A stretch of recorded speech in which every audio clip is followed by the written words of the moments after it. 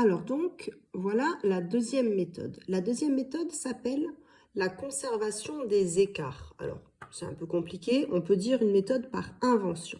En fait, voilà, je vais vous l'expliquer. Donc, nous voilà avec le même calcul. 82 moins 25. On a 82 objets, 82 billes, 82 cartes, 82 petits chocolats de Pâques, ce que vous voulez. Et on doit en enlever 25. On les a perdus, on les a donnés, on les a mangés, peu importe. On en a 25. 82 moins 25, est-ce que 25, on peut l'enlever à 82? Oui, bien sûr.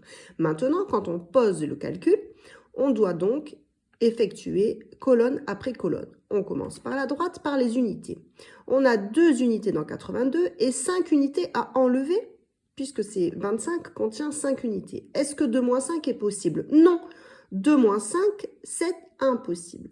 Donc, la deuxième méthode que je vous explique maintenant, c'est donc celle qui consiste à dire, je vais inventer une dizaine que je sors de ma poche, mais vraiment je l'invente, je l'ajoute ici, j'ajoute 10 unités à mes 2 unités, j'ajoute 10 unités, ça me fait donc 12 unités, mais c'est très bien, mais alors, au lieu d'enlever 2 dizaines, il va falloir que j'en enlève 3, puisque là, j'ai ajouté 10 unités à mon nombre. C'est exactement comme si j'avais ajouté une dizaine.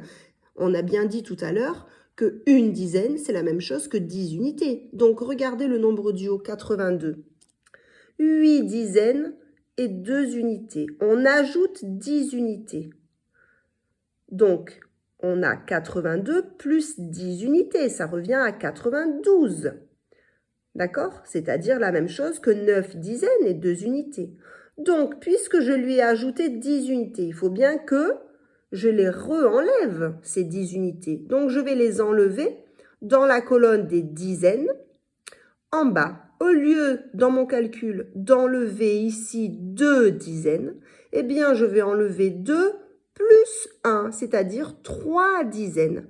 Donc, j'ai inventé, j'ai sorti de ma poche 10 unités que j'ai ajoutées en haut au nombre d'unités qui était beaucoup trop petit pour pouvoir enlever le nombre d'unités qu'on avait en bas.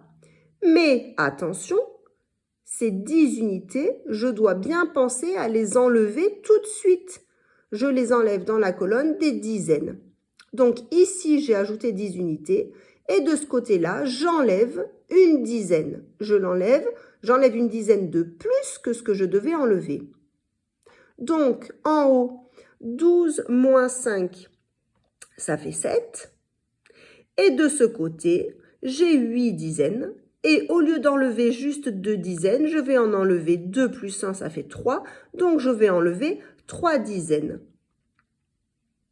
Donc, voilà. 82 est donc devenu 8 dizaines et 12 unités.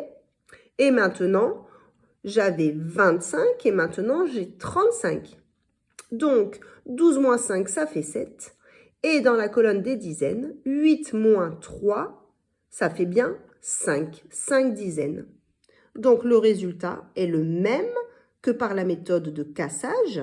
La seule chose, ici, si j'ajoute mes 10 unités, je dois bien penser à enlever immédiatement après cette dizaine dans la colonne des dizaines et dans le nombre que je dois enlever, bien sûr.